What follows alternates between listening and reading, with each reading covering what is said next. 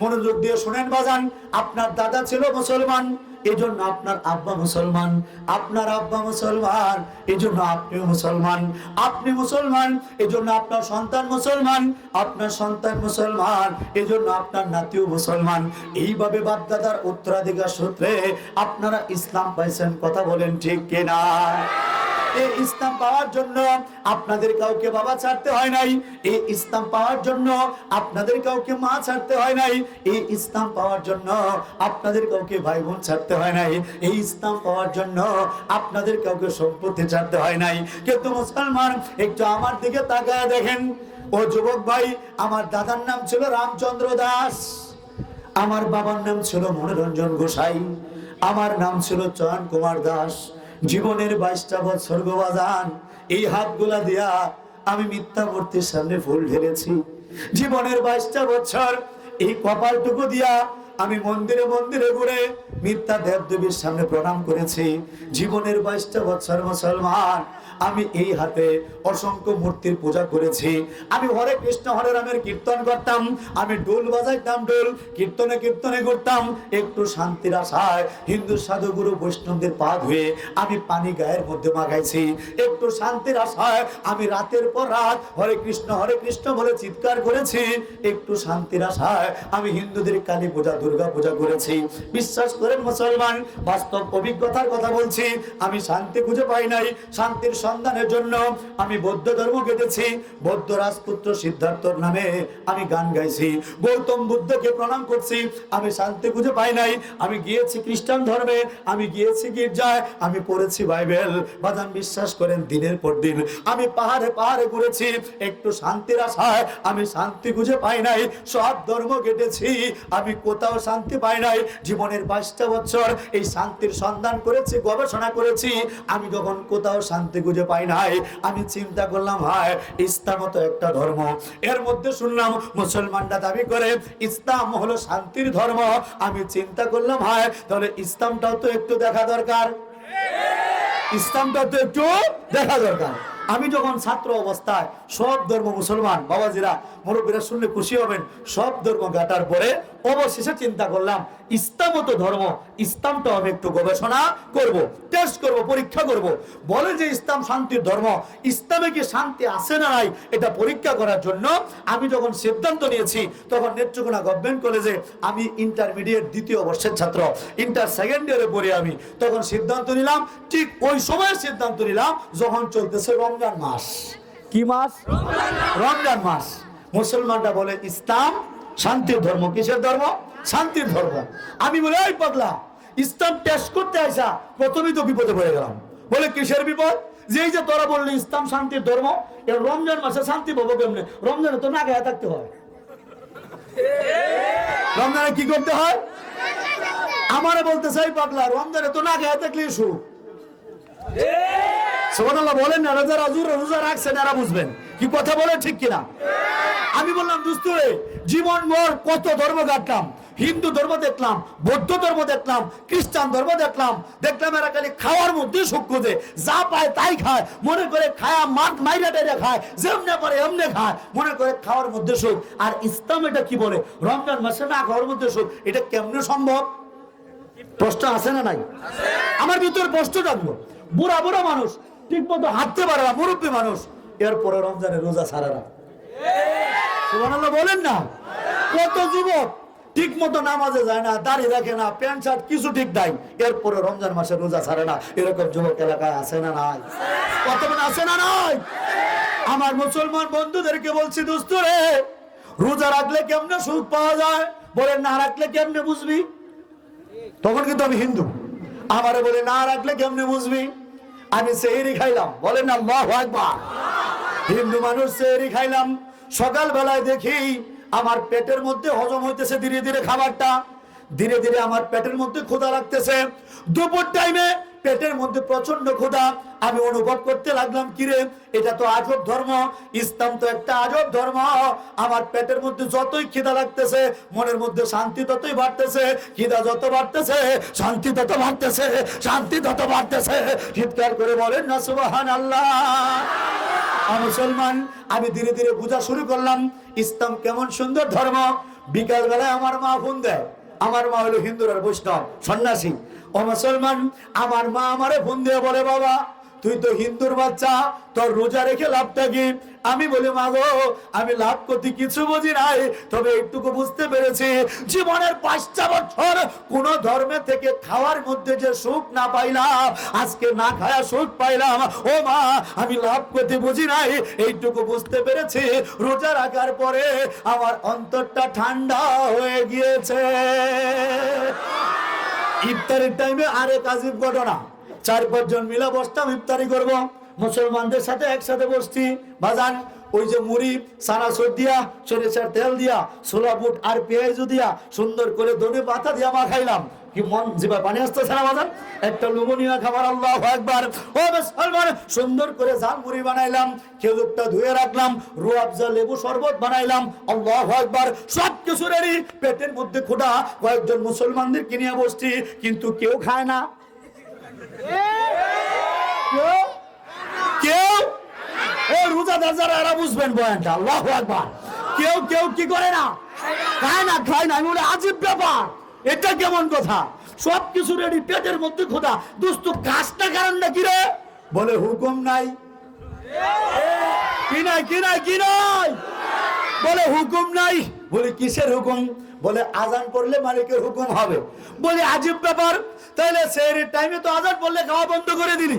বলে এটা আল্লাহর হুকুম ছিল। আল্লাহ মূলত পরীক্ষা করে আমরা খাই বা না খাই, এগুলা মূলত মালিকের কিচ্ছু যায় আসে না। মালিক পরীক্ষা করে আমরা মালিকের আদেশ নিষেধ মানি কিনা। চিৎকার করে বলেন ঠিক কিনা। আরে এই খাবারের মধ্যে কোনো ক্ষমতা নাই, একই খাবার একই খাবার কেউ খায়। এই যে আমার বুড়া চাচা, আমার নাতি আছে, নাতি আছে না? মনে করেন ওনার ছেলে বাজার থেকে একটা বড় রুই মাছ আনলো, আনার পরে আমার চাচারও দিল খাইতে, আবার ওনার নাতিরও দিল খাইতে। একই রুই মাছ ওনার পুত্রবধূ মনে করে রান্না করছে, ওনার ছেলে আনছে, আনার পরে এই রুই মাছটা খাওয়ার পরে নাতি ধীরে ধীরে বড় হয়, চাচা ধীরে ধীরে বুড়া হয়। কথা বলেন ঠিক কিনা? এ মনে করেন মুরগি রান্না করছেন আপনি, একই মুরগি আপনি বুড়া মানুষ খাবেন, আবার এই পিচ্ছি খাবেন। এই পিচ্ছি মুরগি খায়া তাজা হবে, আর একই মুরগি খায়া এই মুরগি আরো ড্যামেজ হবে। কথা বলেন, কথা বলেন ঠিক কিনা?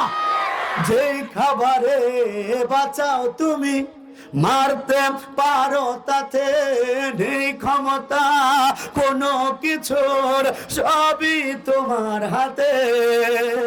যে খাবারে বাঁচাও তুমি, মারতে পারো তাতে নেই ক্ষমতা কোনো কিছুর, সবই তোমার হাতে। মালিক তুমি, গোলাম আমি, মালিক তুমি, গোলাম আমি, এই তো পরিচয়।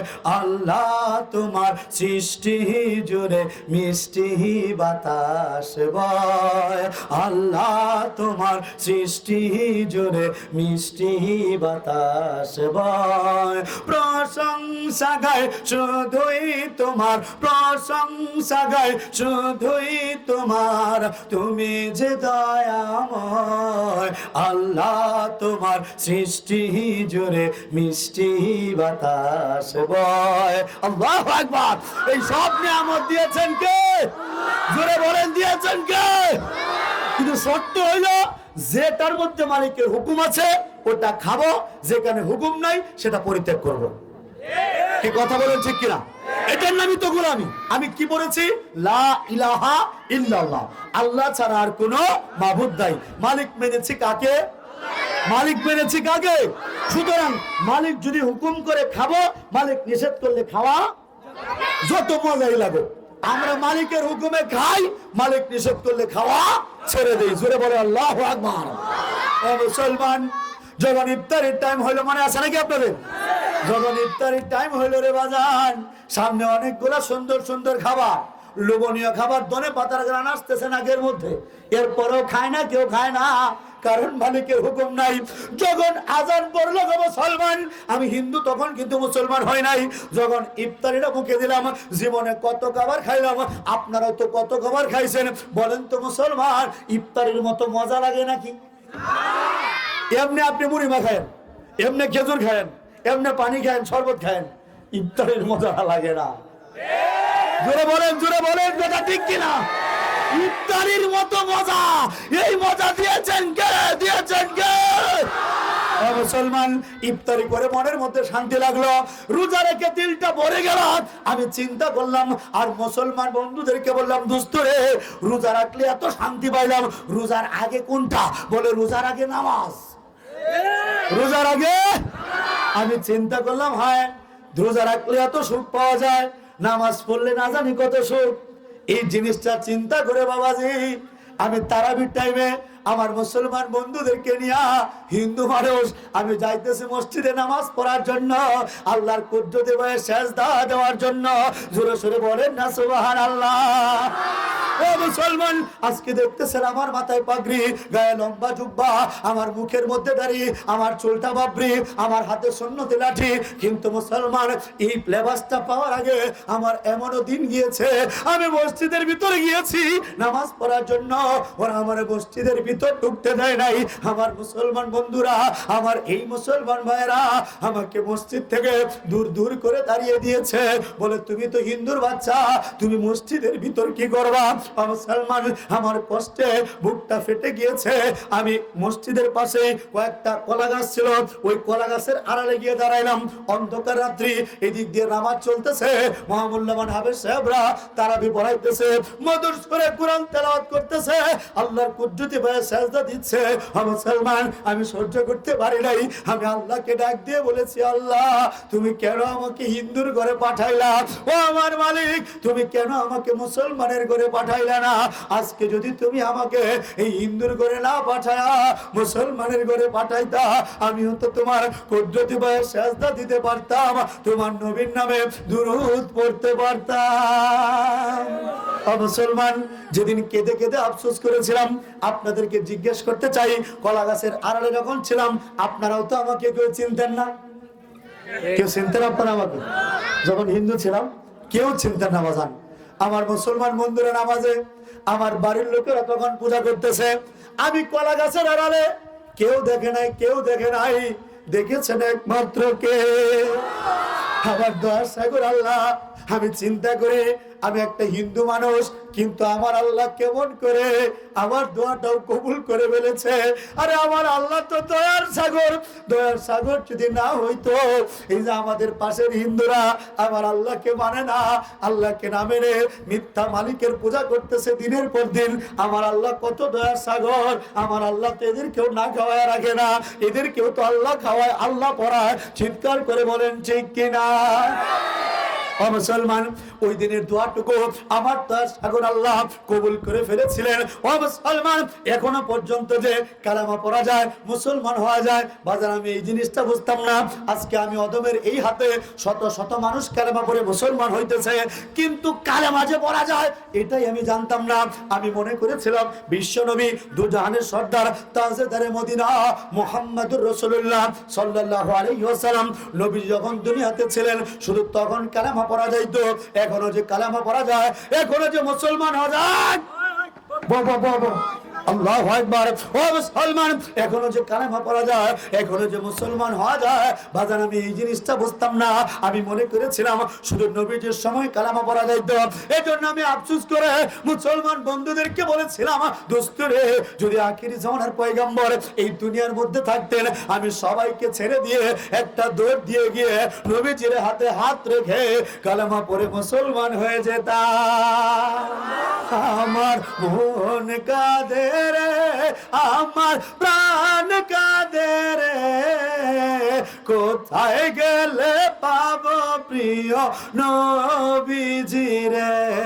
আমার মন কাঁদে রে, আমার প্রাণ কাঁদে রে, কোথায় গেলে পাবো প্রিয় নবীজি রে।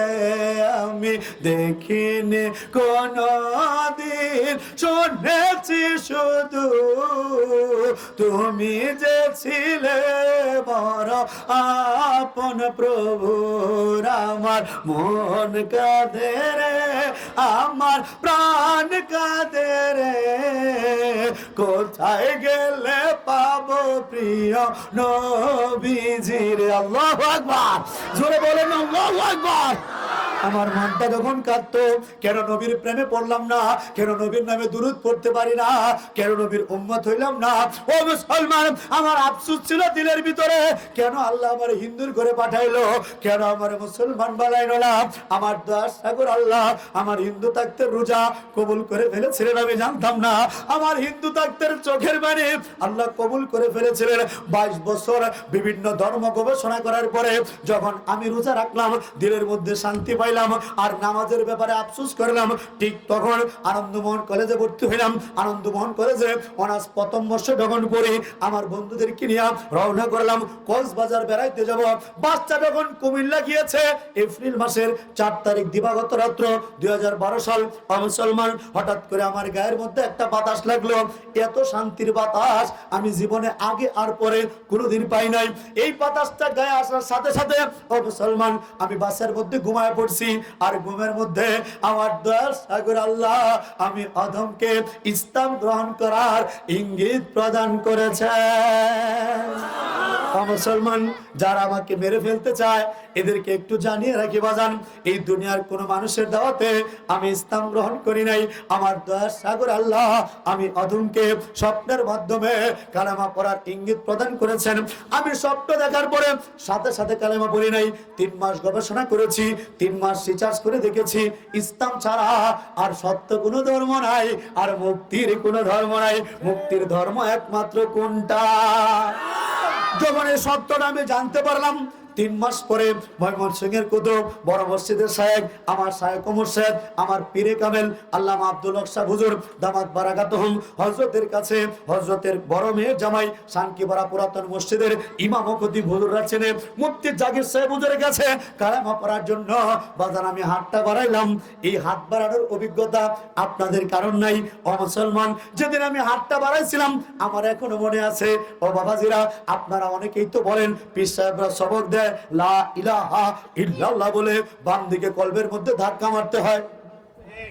কি পড়েছেন আপনাদের যারা পীর সাহেবের মুরিদ সবক দিছে না? লা ইলাহা ইল্লাল্লাহ বলে বাম দিকে কলবের মধ্যে ধাক্কা মারলে এই কলবের গুনাহগুলা ঝর ঝর করে ঝরে পড়ে যায়। আল্লাহু আকবার। আমি তো তখন এটা বুঝতাম না।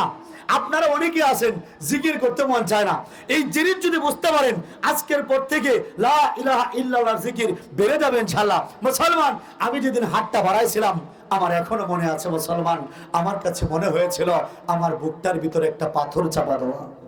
আমার এখনো মনে আছে মুসলমান, আমার মনে হয়েছিল আমার বুকটার ভিতরে কলবের মধ্যে একটা কল্পিত মন্দির হিন্দুরা বসায় রাখছে। আমার বাবা মা ছিল বৈষ্ণব সন্ন্যাসী গুরু। মুসলমান, আমার কাছে মনে হতো এই বুকটার ভিতরে মিথ্যা দেবদেবী 33 কোটি দেবদেবী ঘোরাফেরা করে। যেদিন কালেমা পড়ার জন্য হাতটা বাড়াইলাম, আল্লাহু আকবার। ও মুসলমান, আমার এখনো মনে আছে যখন লা ইলাহা ইল্লাল্লাহ বলে বাম দিকে কলবের মধ্যে ধাক্কা দিয়েছি, আমার মনে হয়েছে আমার বুকের পাথরটা ভেঙে গিয়েছে, ওই কল্পিত মন্দিরটা তছনছ হয়েছে, মিথ্যা মালিক গুলো পালিয়েছে, আমার বুকটা খালি হয়েছে, আর খালি বুকটার মধ্যে আমার আল্লাহ বসেছে, আমার আল্লাহ বসেছে। আর আমি যখন দিল থেকে ডাক দেই আল্লাহ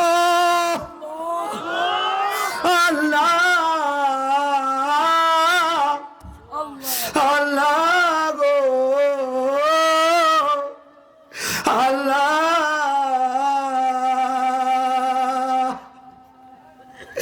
মালিক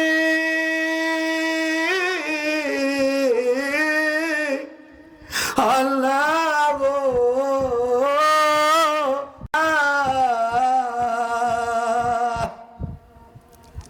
মাওলা গো, তোমাকে আল্লাহ বলে ডাকার মধ্যে এত সুখ গো মাওলা,